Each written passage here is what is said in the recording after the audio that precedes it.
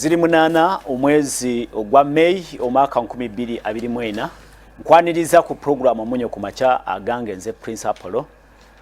Twebaza nnyo banafa babeerako ku mukutu abatusindikira obaka obutuzaamu amaanyi abatwebaza n'abo abasindika obaka ne bateesa ku miramwa gye tubeera tuleese mu program. Buli lwakusatu tubeera ne Harold Kaija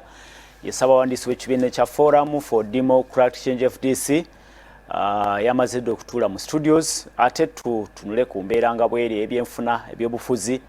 n'ensonga endala zonna. Tubaaniriza era oli wa ddembe okuteekateeka obubaka bwo enteesaayo naawe weetabe mu kubaganya ebirowoozo. Akaseera bwe kaba katuuse tujja kuba tusoma message zo. Nja kusooka nyanirize Harold Kaija awo no tutandike program. Sanyuse nnyo Harold. Neyanza nnyo. Twala omukisa guno nga bulijjo era okulamusa mikwano gyange mwenna bwe tuli mbuwambe bwa kuno njagala okwebaza bye mukola njagala mayitamu okusookera ddala njagala kuyozaayoza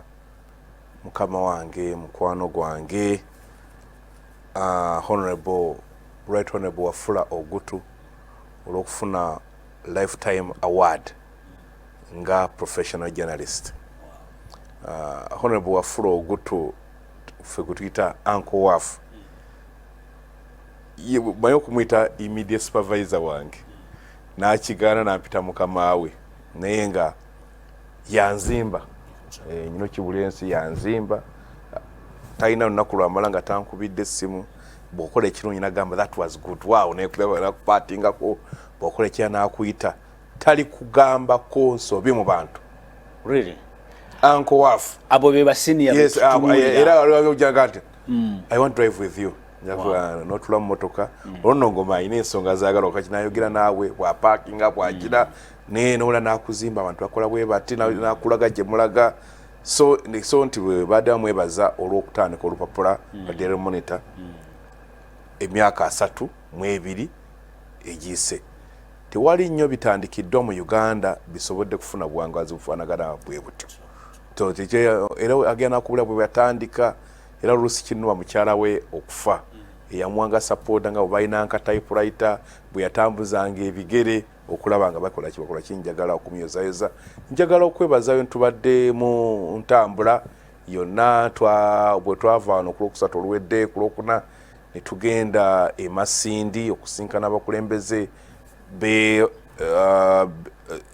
Bunyoro bonna twasinkana e Masindi nebaza Honorable Semuju, Honorable Nyakato, Honorable Mwejiche, Honorable Onekalit, Mego, Betty Awol,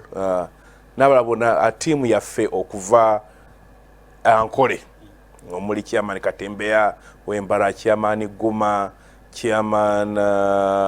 Mugisha Eshema, oliwe Bushenyi bonna bwe twatambula n'abavuka bonna chairperson wafu abakyala Freda bwe twatambula nga tukulembera mukadde Dr. Kizza Besigye tusinkana abantu beeyo era nebaza abantu b'Emasindi olutalo olubaateekawo olw'amaanyi ennyo nga poliisi teyagadde tusinkanayo ku bantu ne tuvaawo tugenda Erira ne tuvaawo ne tugenda Eggulu ne tusinkana districts eza Ggulu West ne tugenda Ekitugumu ne tuva twasembyeyo n'ekitundu eky'Hoima okuusa jjo era Nyakato n'atwaniza mu ngeri y'amaanyi nnyo togana abantu. It was just so good kujjako waliwo observation eyalabiddwa omu ku baavudde mu Ankole yanzize ebbale nga sekretary general njaga kwogerako naawe waliwo ekintu kyendabye nga wulira kimulumye yagambye nti okuva Kiryandongo novuga n'agenda Lango n'avuga ne tugenda Eggulu ne tuuka Ekitugumu katwakoyanaga nti tannalaba bunyuunyunsi oba marginalization abantu ba side kyayinza okuyitayo emmanga gye tukoze ab'Engulu. Nange bwe neetegereza nga tuva Ekibumba kutuuka Hoima nga tolaba kye bayita ssomero naawe lyogamba essomero liiryo tolaba lye bayita ddwaliro nga olabaho speed nga akapa kalungi nnyo nenga bw'olingizaawo ensika gundi obuyumba ng'obula tebukubwa nkola nje okumala emyaka ng'ana n'agamba abantu b'engulu ebafuduka eyo abasinga obungi ne balaba ki ekiri eno tugenda kufuna Apollo obuzibu ki agakyaga nti bano abantu bali kukwata muntu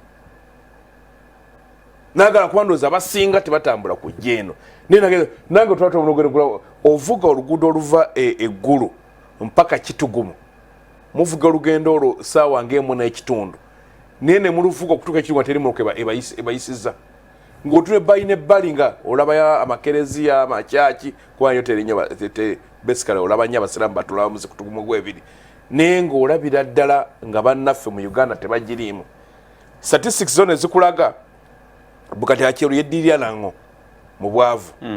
bagamba 65 ku buli 100 naye 35 bibagamba tobalaba buli business gy'olaba ng'etegeerekeka bakuwa abantu basatu alina okuba nga MP politician alina okuba nga yali mukozi wa gavumenti oba nga general be bantu aba teri Apollo gubagamba nti Apollo sajja Apollo yagira danda business so nekikulaga nti tuzimbye economy ekolera abali mu kuzimba omutali bwenkanya nedda ekolera abali mu kuzimba kuba begamba politician ne gamba general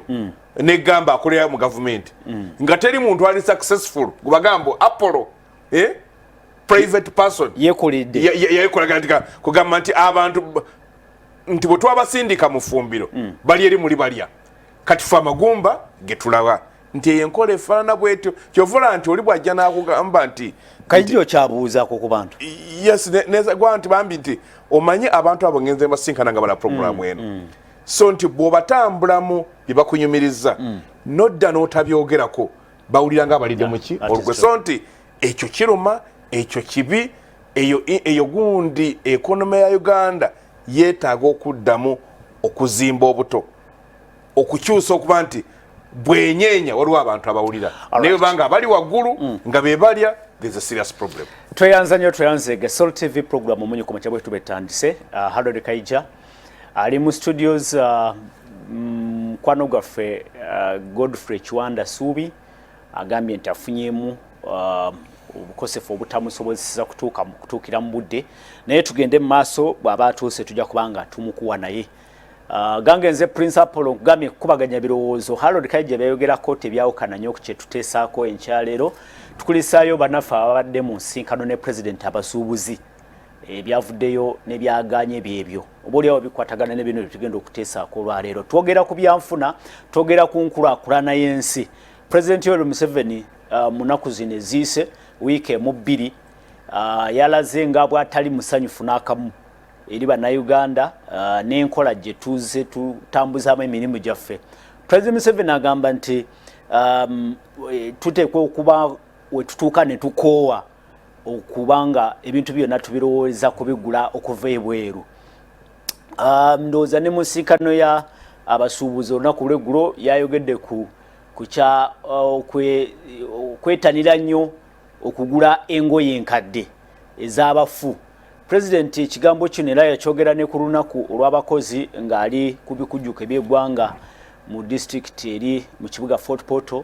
ne ku nsinkano y'abakulembeze Nairobi ennaku bbiri emabega nga tuyingira Labour Day. President yagamba nti Africa eteekwa okubanga eddamu okulowooza ku nkolagana yaayo n'abavugirizi oba bagiwa obuyambi. Tetuteekwa kubeera nga buli kaseera tuddukira waabwe okufuna buli kye twetaaga nga kati olwaleero nga twetanira nnyo n'okwambala engoye ez'abafu ng'ayogera ku ngoye ez'emivumba. Ensonga eno gye tugenda okwongera okumenyamenya. Harold Kaija ndowooza obadde ogoberera ensonga zino nga bwe ziri. President Museveni alina kyeyayogera nakyo kye tugenda okuprobinga enkyaleero. President Museveni nanga nti bannayuganda embeera eno ey'ekyengera gye tulimu mu Uganda nga buli kimu kumpi tukirina nti yetuletedde oba embeera ey'obwasemugayaavu. President Museveni akozesa ekigambo nti even a fool can survive in Uganda.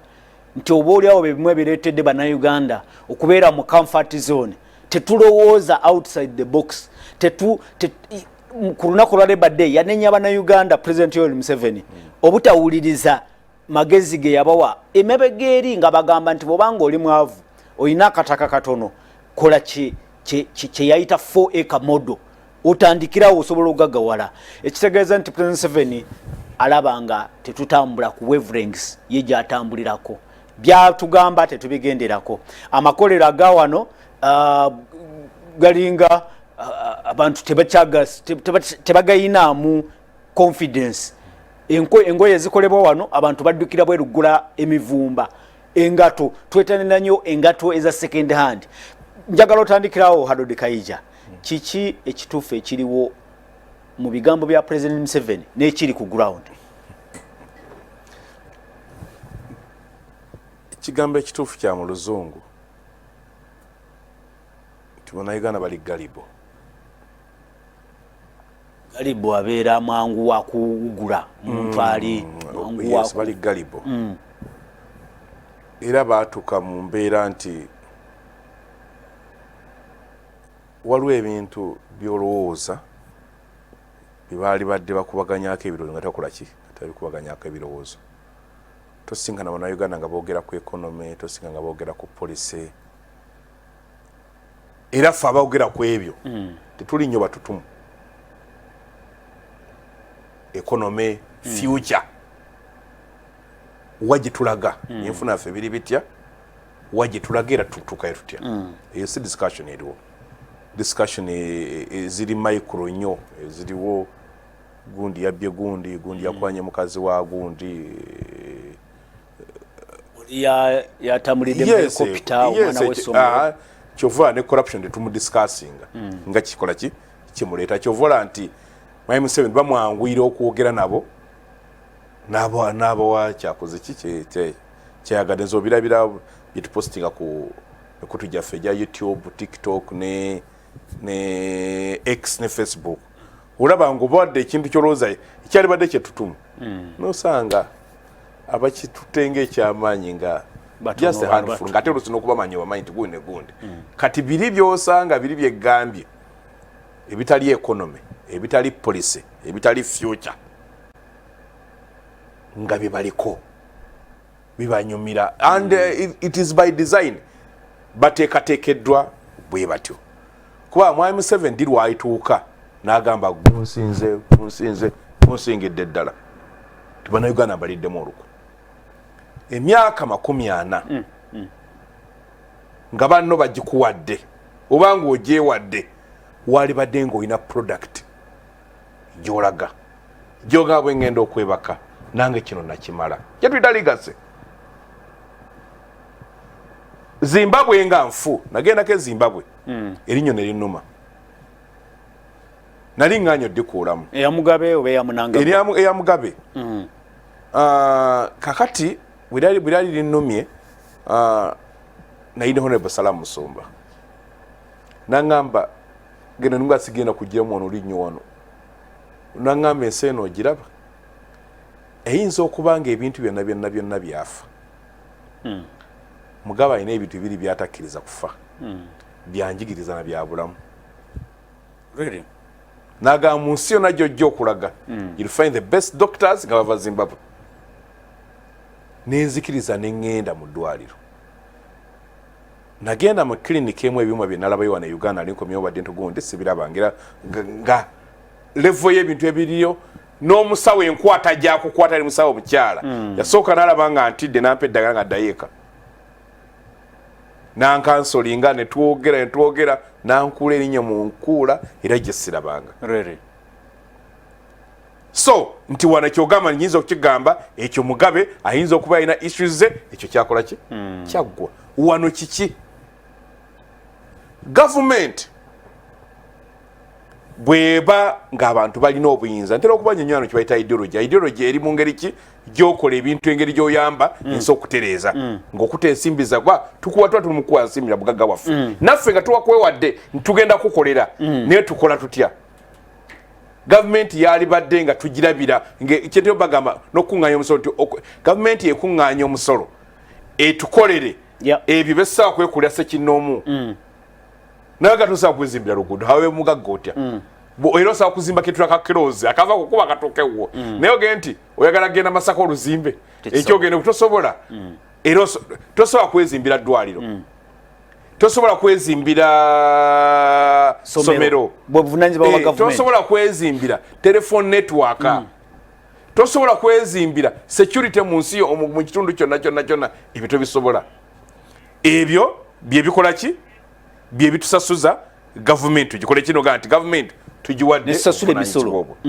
government etukolere ku police center olwaleero wengena mu banka nga nfuna sente ez'okubbeeyi entono era mu mwali government ziri ezaamusooka ebintu ebyo zabikola zayamba abantu okutandika Uganda Commercial Bank agenda okugitunda ng'erina branches 68 mu Uganda era Siruma agamba yarwana nnyo banka eyo obutatundibwa bali bagambye embwe weddemu n'asaba n'ava mu Bank of Uganda ajja n'agiza bw'agiza engulu namugamba nti aha kirungi nga bw'ogizizza engulu era kalitegeze so egenda kubanga egulika nga bagyongedde miliyoni 7 eza dola ne bagitunda miliyoni 10 banka y'abasuubuzi the People's Bank banka y'abana Uganda ne tuba ne Cooperative Bank eyabyabegas esakale bw'amalo bitunda kati olwalira bagamba nti alese bonna bagaggawale abawe sente alese begundi entandikwa alese kati olwaliro PDM bw'ogana osoma paper ey'omusajja gwe bayita era Dr. Soroma parish development model teyali yakuwa abantu sente mu cash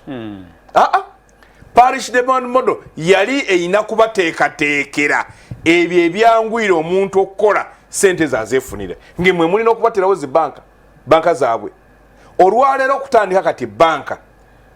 olina okuba ng'olina omusingo gwa biliyoni 13 by June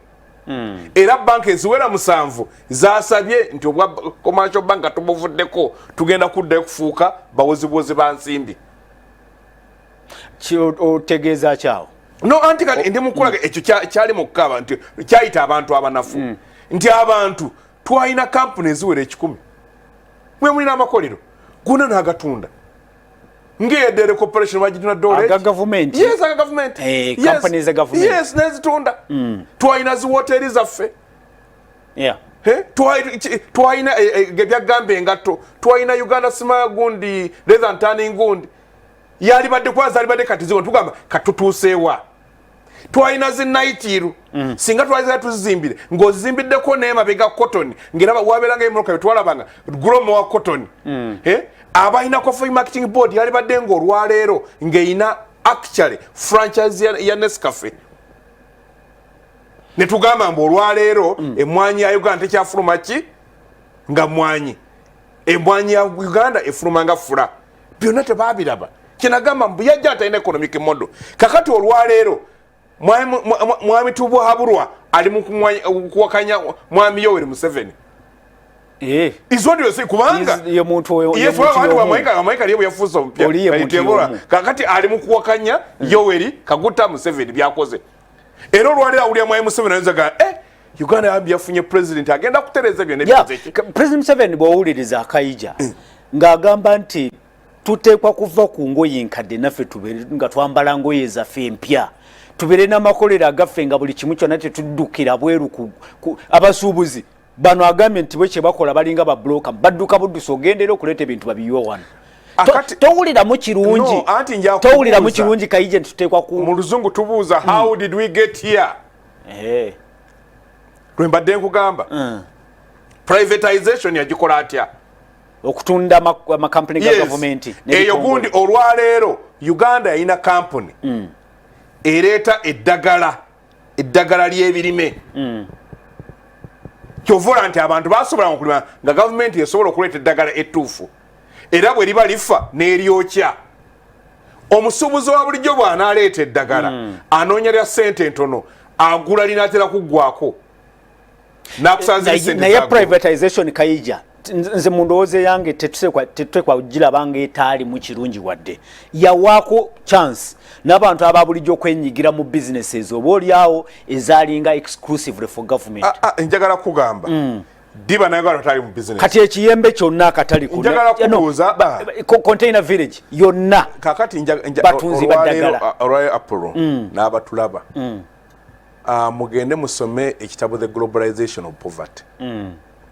ekitabo ekirala kita The Expensive Poverty ekitabo ekirala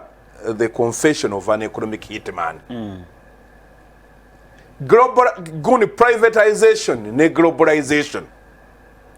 teziba nko programs ziteekateekeddwa kujja kuyamba ensi ezifaananga ezaffe kugaggawala programu ezo zaagalya nsi zibayita multinationals makampuni amanene bwe gaagera ne gabeera mu nsi zaabwe za America ne mu Europe ne zibloatinga ne zibanga ezaabika nga tezikyajyamu zigeze ne zigamba tufulumye tutya oluusi nga n'ebintu bakola era nza okufuuka ebyebbeeyi ne bagamba ne bayiyawo enkola olwaleero banka y'ensi yonna ne IMF sente zebakuŋŋaanya ffe tetulinayo sente ziteekayo bali be bateekayo sente era bw'ogamba oyagala sente nga bayita kwetwewula be bakwata akasente ne bakazo ne bazanyisa kakati banka y'ensi yonna bw'ebanga egenda okuwola sente bali nga babuuza wajja ogenda okuwola nti Apollo alina kaki kati bali abagiwa sente nga babala bwe bukwakkulizo bwotera okuwulira ne bagamba mufuringe ekonome yamwe olwaleero mbwe ekonome ey'omulembe tolina kugikkiriza kugiggalawo gye bata protection giggulewo America eriyo olunaku lwekkiriza buli kimu kiyingire kuba gye tuyita free market is the free movement of goods and services even including human beings mu America gomanyi process olwaleero bw'oteekayo empapula bagamba bagenda kuyita mwaka 2005 nga gugwako tosobola kufuka visa ekitegeeza policies Kaijo wowunzikiddeyo kugamba nti policies ne zitunyigiriza ewaka ate ziva bweru waliwo abazituimposingako tuzimpozaako twazikiriza oba tokyanenya Museveni omunenya kubanga bw'oba tolina plan if you have no plan you're planning to fail teyina economic plan gyerakolaki gyeragoberera waliwo ensi ezayimirira mu Africa katugambe ne ziba ne plani yaazo ne zikikola obulungi tufaanana tutya Africa tufaanana tutya no kyembadde njagala okugyeyo nti n'ensi eya Africa yo yayimirira ku kyayo neetereza Tanzania bwe nali mu primary ne secondary era gwojiga abana abatize batasomera wano yabali basomera wano kakalo leba kyasomerawo ate wakyali kuba bodduka olwaleero TZ bwe yaloho nkinze gali y'omukka ey'omulembe ffe twajjeyo eyaffe ya 24 ng'efaano ya 1980 kugamba twakubye bukubi rangi ne tukwaleteganga ngola nti acts olina okuba ne plan Babagufuli bajja baba ne plan era jjukira oloka video kali ku TikTok yange kagundi ka Nyerere ngagamba tosobola gamba bikonde mulimu okuva ku babayita waliwo ba lightweight ne waloka gamba kasoka ndala kasoka ne mpaka ne featherweight naga ne waloka right wagundi ka nkera bidde akasokera ddala kugamba nga ali awo kamusujja naga tosa gambo na agenda rwanagane n'oli kyaita free market economy nagamba olina okuyamba ona jenga akula agejje ali okafuna amaanyi agalanagana n'oli naye akati bali boyita ba multinational kyeyali azze wano kuba bwagamba ddala munene lwaki tagula ttaka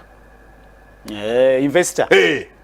nalibawa muki sente lwaki tobaako omusala gw'omugamba gye tuyita minimum wage n'omugamba abantu bagenda basasula sente bwezi kubanga teteri sente ze tuyinza kusaba zenkanakana America asookerwako yonna bakola pusinga gundi ze Russia bwe bakola pusinga South America n'okutuuka enjaga okukola ki okubeera eyo bwe bakola which other country ne gundi gye bali batugambye gye kyalinga kikoze e Malaysia yatuuka ku gundi nekola pusinga ekola pusinga bwe batuuka wabwe nga kito ne bajjayo sente zaabwe ne bazizeeri so nti wane Uganda olw'obutaba na plan etegerekeka nga netubeeranga buli kiseera abatestinga kyova ojja kuyita abantu baffe abanafu abantu baffe babagambako okulima enkerene bwe bakole siriki bazirima kyakomawa abantu baffe babagambako okulima mulinga abantu baffe bagambako okulima ebigaji abantu baffe bagambako okulunda simanya oba obukolwa oba obuki bwoba obugisimamba oba obugibwa bugira simanya mbu wangala nnyo teri bannayuganda kyabagambeko ne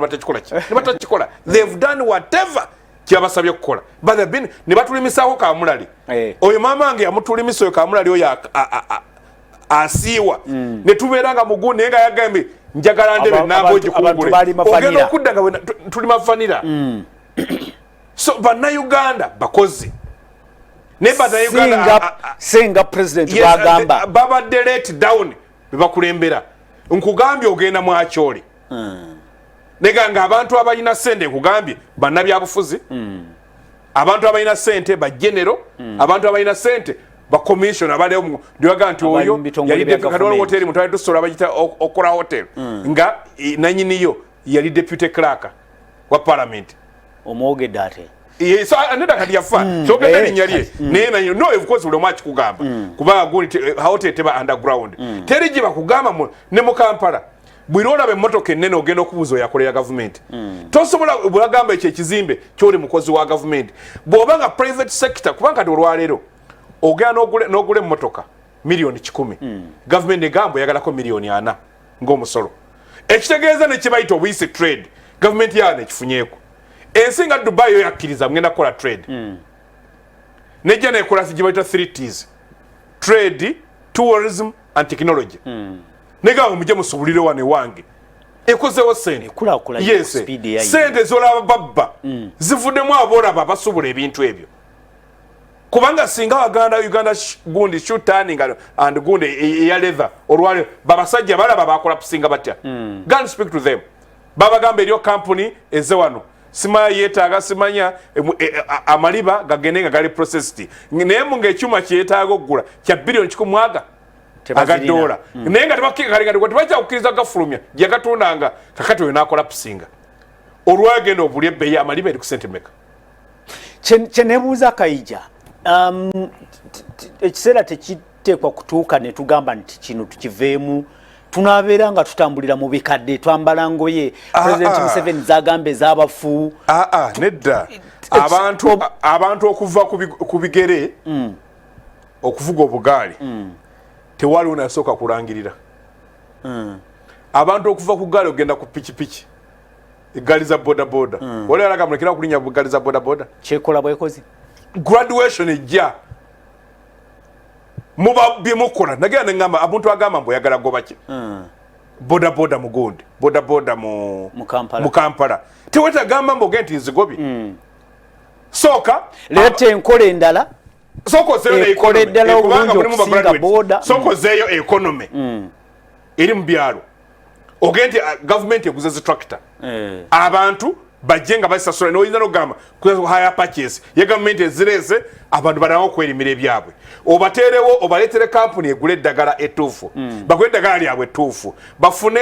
gundi ekula transportation ibintu bitambule abanji bagenda kudduka genti basikiriza okugenda mu byobulimi ojoteka transport system etegerekeka kakati olwaleero gundi bwowulira gundi za gundi kazo train ze TZ esambula kilomita 7 gorozo lyakyali nya taxi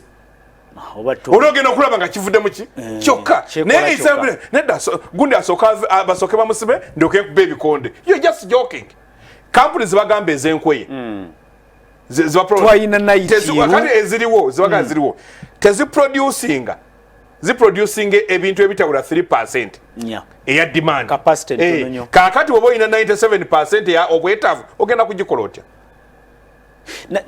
oba kuba gwe kirungi Kayija oli economist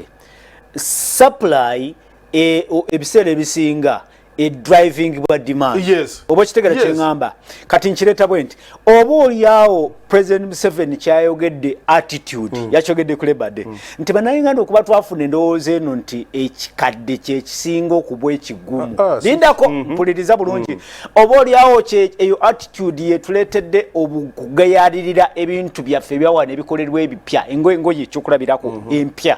ne tusigalamu endowooza eyo nti ekikadde kyekikolaki kati ne tumaliriza nga tetutaddewo demand esobola okutriggeringa production eyengoye empya nerinya nezeyongera factory eno je tulina kuba tulina factory Kaija wanezikola engoye empya weziri naye abantu tebazikola ki tebazigula simanyi mbulira gwe nga economist the factory of my Museveni tebanga attitude are far from the reality si just attitude kituufu si attitude kituufu engatto za mikwano gya Mwai Museveni abachina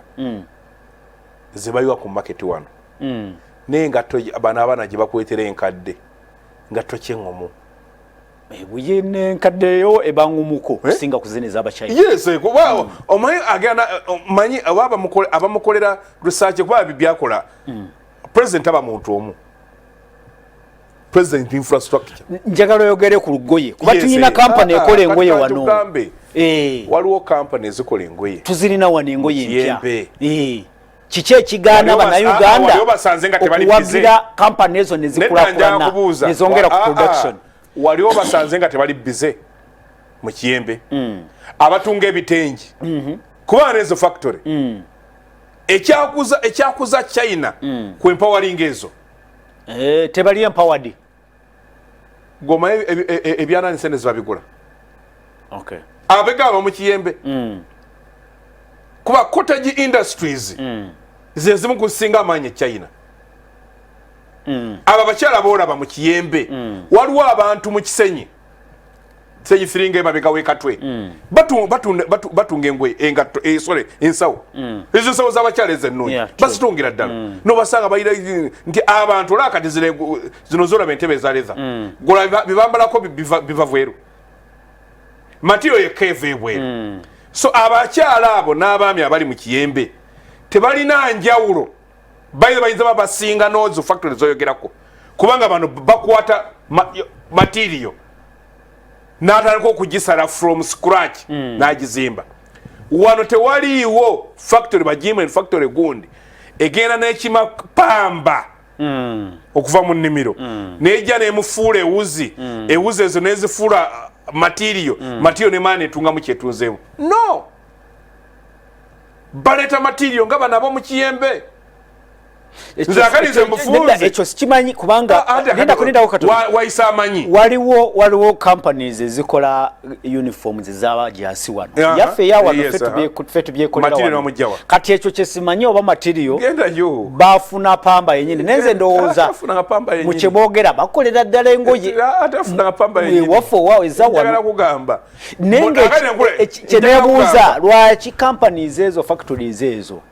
tezifunye baguzi okuva mu Bannayuganda lwaki sagala Kaija tuwolereze attitude waliwo attitude mu Bannayuganda erowooza nti ebikadde bye bisinga ebipya tukkirize ekyo bwe tunaabanga tukirwanyisiza ne tukikendeeza okubuuziza ennaku zino waliwo buno wabulinga busuuti abantu balanise okwambala buva bweru nga butunge babutungira wano obusinga bonna babutungira wano kati buba bukadde Gomez wali enkadde ebitengi wali ebikadde babitungira wano ebitengi Mwai Museveni is just being misled naye tomanyi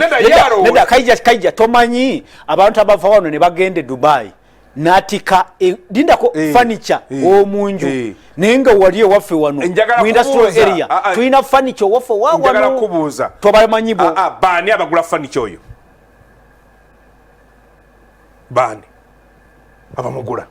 kuba mumanyi wa bei bagagga $5,000,000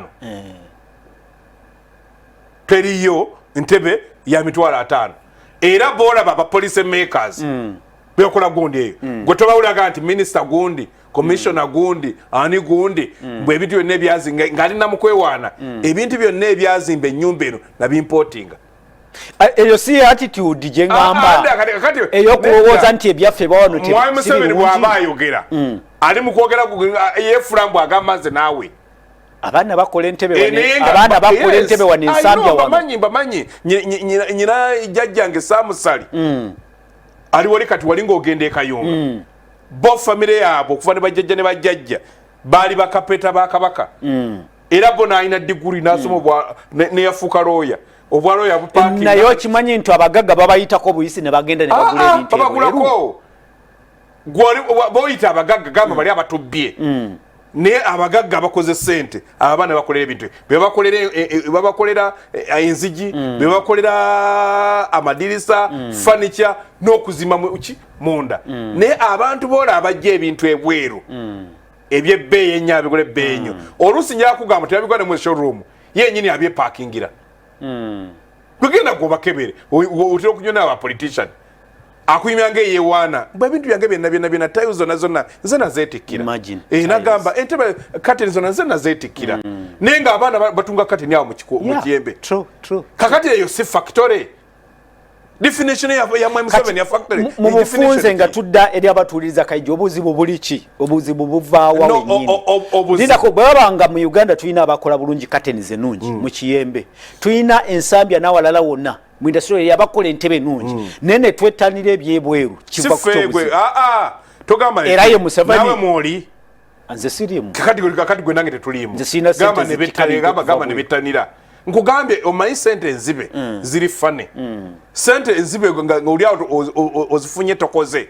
n'okuzisipendinga slugishly geno nonye omwana yapangisiza ennyonyi mwana waani waliwo mukajenero omu yagenda n'agenda e China izi shopping zaabwe zibakola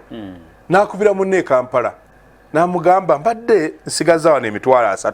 oba nga gulemu ki aba yagenda na sente mmeka awuliza nawe aloza gamwe siga nagamwe gali 3 amazungu agadola ng'asigaza emitwalo aga ng'ekigeza asigaza sente esuka mu billion tamanyi na bagenda ava kola shopping musigaze naye ayagala zonna yagenze kuzisipendinga nyina omwana wa general omulala gwe mmanyi yagenda n'omwana w'omuntu gwe mmanyi bali basoma naye ne basinkana kugana amabala go kakashya abaana b'abalodi gye batera okubeera eyo ne bagamba omuvubuka nti kati obadde otubuzeeko biki kano fine n'agamba buli omu asabe kyakola baana bamuvaka senior 6 balina sente zaabwe banyezi ne cupa ezakakadde ez'emitwalo ki bagenda okukakana nga banywedde miliyoni aga ne baga Katonda bamusibye n'akwata kaadi n'agiswipinga nga teyessenamu ne bazijjako kwasigalako meka bw'abanga asookusoberera nti omulala ekibuuzo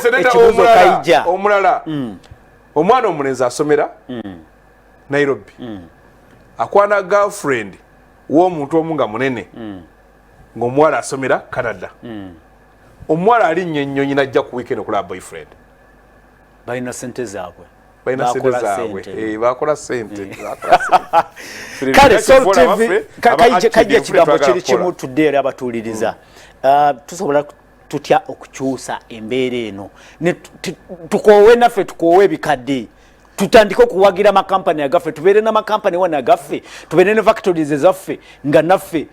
tetukyaddukira mu nsi ez'ebweru okuimportinga nedda nkubuuziza tubadde tukkiriziganya ekiri mu kiyembe bakiyita ki ezo zibanga cottage industries nazo abantu tebaziwagira anti nkubuuza kiki ekikyaganya obuzibu buliwa abantu baziwagira obuzibu buliwa nedda ndi mukugamba goodwill okuvamu abo balina obuyinza abalina okuteeka polisi bakoleki akakati abo balinga omulwadde wa kansa ali ku level 4 abantu abali in charge of this country batuvaako dda bali ku byabwe bafuna obufunyi ka speech kalungi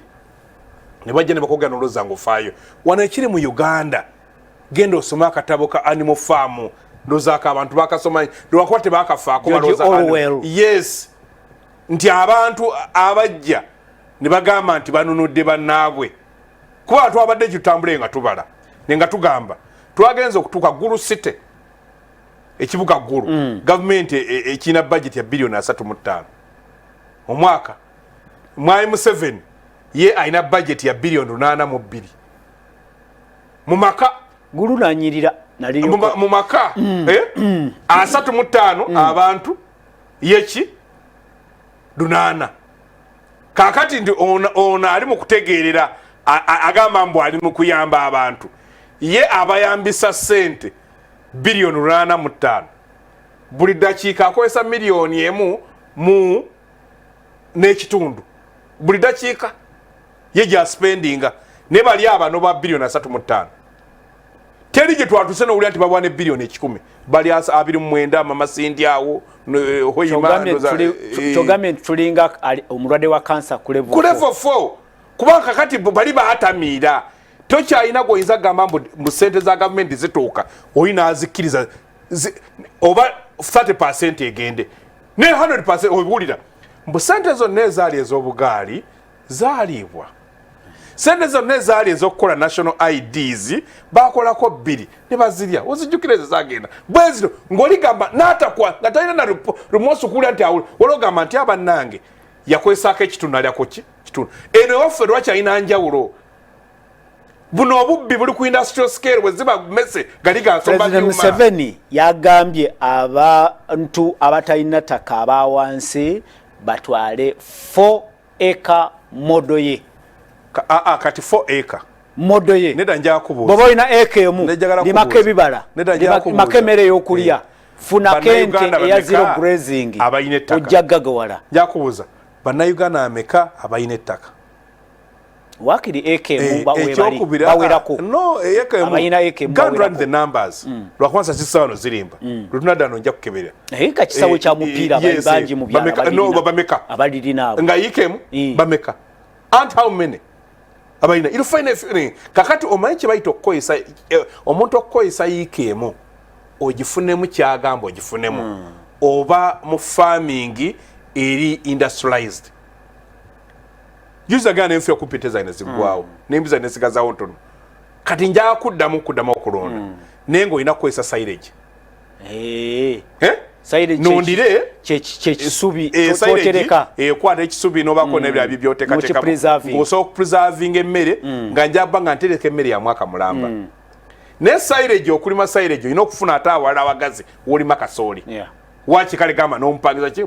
nzije nkozesa eno yiikeemu ntekewo ente 40 nga watono nga nsime amazzi tuteka ku ntema 40 wetaaga mutema 40 zaki zijjawo 2 za zero grazing obereko n'ennimiro y'ebibala omanyi kakati ye 4 acre model 4 acre model wolo yayogerako ne nawe yagenda gundi omusajja gwe yasanga Isiraeli yine entemeka kuyiikeemu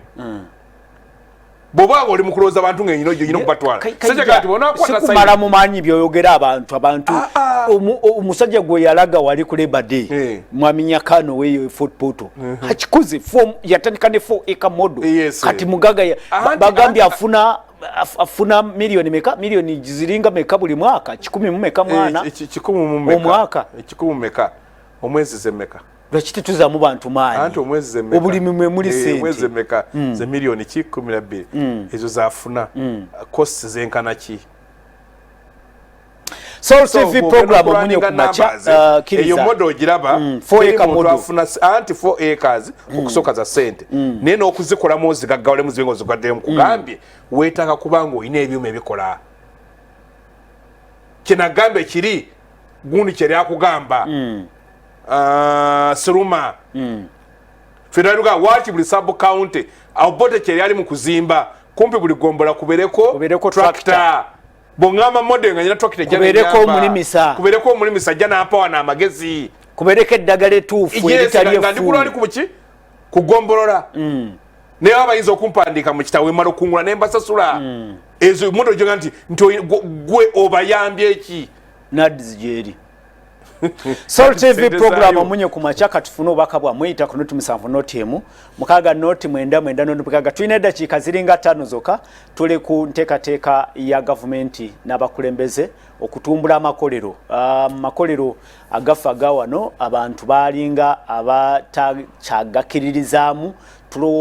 tulowereza mu ngoye enkadde nga twenkadde byume bikadde computer enkadde buli kimu kyonna kumbe tusobola nafe okuzimba amakolero agaffe. President 7 kyagamba nti tuwagire enteekateeka ez'okuzimba amakolero agaffe kyekitusobola okujja mu mbeera eno ey'okusabiriza n'okusigalira mu bwavu. Olaba ki mu nteekateeka eyo bwe bubaka bwe tugenda okusoma nga kati bwendaba ono bwasindise wano wenyini agambye atya agambye nti Soul TV omunye ku macha nze promoter Kalismate Namuwongo obuzibu bwe tulina ffe bannayuganda ebyaffe tubizalawa olaba n'oyo gw'oli naye awakanya omukulembeze byateesa golowooza kitegeeza ki nsigadde ze promoter Charismatic enamuwongo nti tulina omwoyo ogwo guwakanya ebyaffe tetwekerereza President Museveni ayogedde ku attitude yagambye nti aboogera ku bbula ly'emirimu that is attitude nti emirimu wano tebetusalawo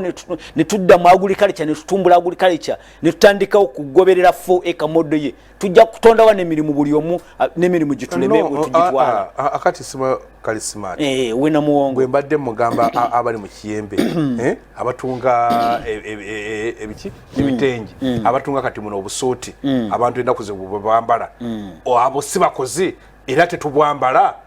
era tetunyuma lwaki tetusalawo ne tugoba masuuti n'amatayi ne twambala ebyo waakiri ne suuti nedda ne suuti ababayiza abantu abasinga ne suuti zibambala zitungibwa wano waliwo zitungibwa majority nezibatwala ku mbaga zitungibwa wano bali begee bali abatono bagula ziri eziva ebweru era zina kirasi yazo kati ki ekiganya amakolero agawano okukula kiki ekiganye no nakugambye twakola pusinga ekonomi yaffe noyi ne bwagibala obutuufu ekiganye amakolero okukula kwe kusookera ddala nti bw'obanga olina unemployment enene bweti oli bw'aba atandika ekkukolera asooka n'abala market kubanga ye ali mu kwogera ku industry fera kivula ffe mu gundi yaffe mu nteekateeka yaffe yali nti tukwate gavumenti nga yetandika amakolero ago neyita bannayuganda baguzamu shares katono nnyo Makumbi ali emiti ebiri kyotera mwebale kuweereza ekisooka why was graduated tax abolition in 2006 in Uganda ekyokubiri okay yebwa agambye why are the importers of drugs fertilizers and farm machinery not taxed otegedde kyategeezaawo kaso kabuuze anti akomyawo Makumbi otegedde omulamu agwe yabuuza omusolo alinga agantu omusolo okuvaako gwagwe gwaleeta ebizibu no omusolo gujjawo kosi y'okugukunganya yali nnene nnyo okusinga omusolo ogukunganya aye n'ekirala n'enkwala gye bakwala yali dehumanizing abantu nga basiba ku miguwa ne babeera nga bagenda mu slavery kati kyagamba abo bagamba sima gundi importers of drugs and fertilizers farm machinery not taxed ababiyingiza wano tebasasula misolo tebasasula agriculture inputs tebasasula misolo that is the policy ya government eno naye ebyo ababirimu bafaanana batya beeyisa batya kyova ne bagamba olwaliro mbwe eddagala lyokufuuyira liriri mu ggwanga olina jjanaga waliwo kyagamba mbule ne bagamba fu ne bagamba ensigo ezifaana bwe ziti nfu nakino kifaanagira nti noosaa nti nga kivudde nti ku karakita ey'ekisuubuzi omusuubuzi waliwo ebintu nga byali badde nga si by'abantu nga bya gavumenti kale ye supplying omusuubuzi agulire good morning Apollo the problem with Uganda is that it's being led by the aged minority who have no future plans because they are already in their future. They don't care for the coming generation. Alex in Masindi. Tena Alex chabakadde okutufuga kye kireese ekyo. Ekyo nange nakirowoozaako twakirowoozaako emabega discussing. Uganda erina kulali ekulembeddwa nga batandise nga bagikulembera bakadde. Bakulira bakadira buyinza. Bobote bali mu 36, Amini yali mu 3, Museveni yajja ali mu 4. Ekikulu ekiriwo nti abantu baffe wante balina plan. Abantu abasinga okwata obuyinza mu Uganda buli omu anoonya ye ng'omuntu. Hello regards to Kaija Harold Titus Cheraaho from Gayaza Kiwenda toyanza nyo toyanzege abadde ndowooza kusanyukidde mukago. Good morning, ask for me that gentleman if he becomes the president what can he do for Ugandan opposition?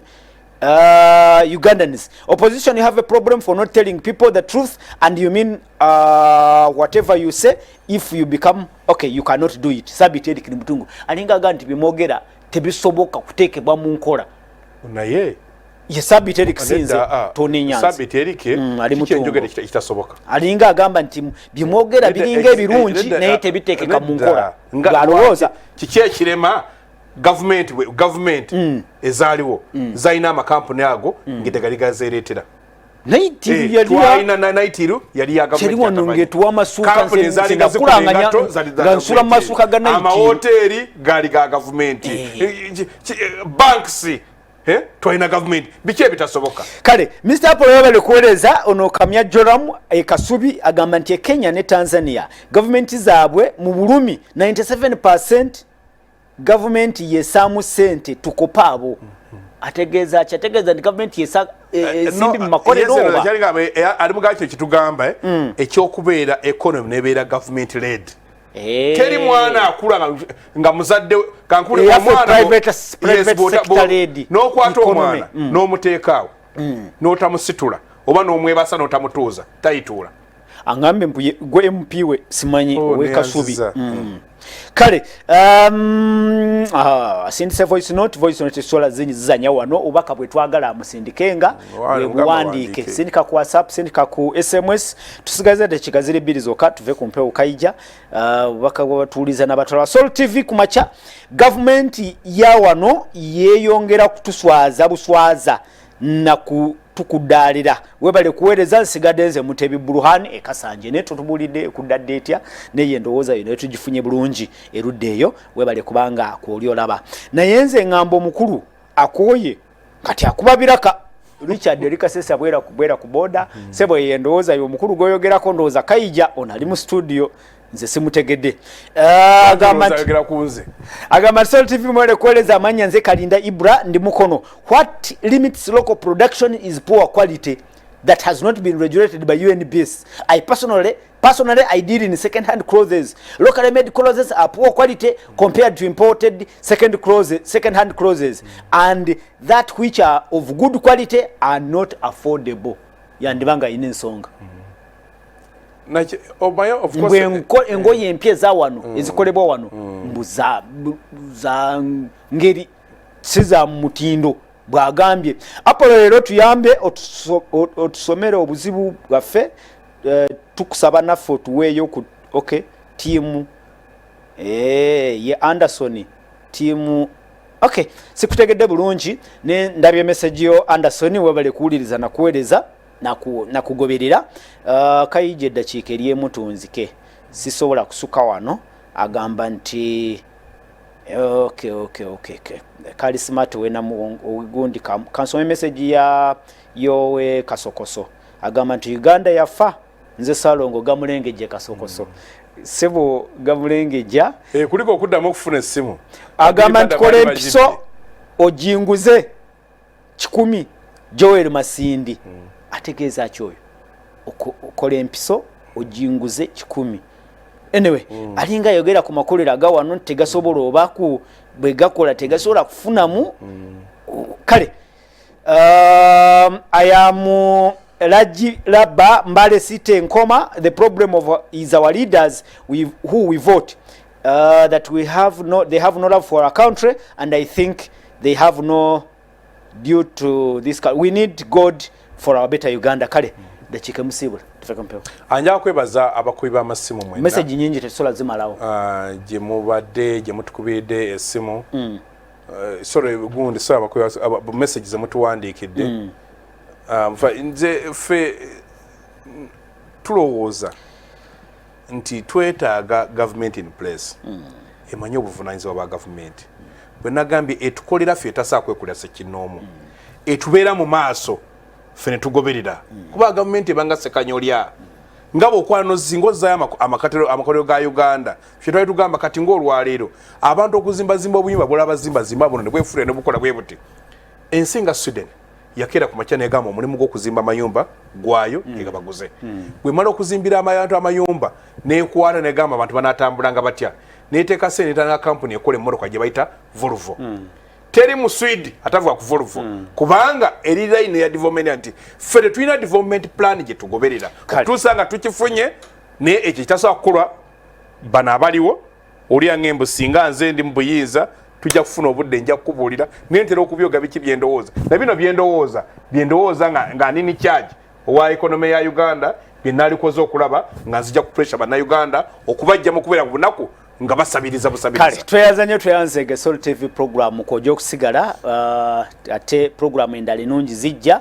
bebyemizannyo bajja kujja bakubulira Champions League yatambudde atya. Jeffrey Mugerwa, Beri Kitaka ne mwana muwala Anita bajja kubanga ensonga ezo bazikutuusaako. Kiza Dickson n'abalala mwebali obaka tusobodde bumalawo katudde olunaku olw'enkya ate tulebeere nga tutandikira awo. Mbagaliza omukisa gwa Mukama tukole tetugwa mu maanyi kyokola kyonna yongeramu amaanyi amakolero gasitandikira waka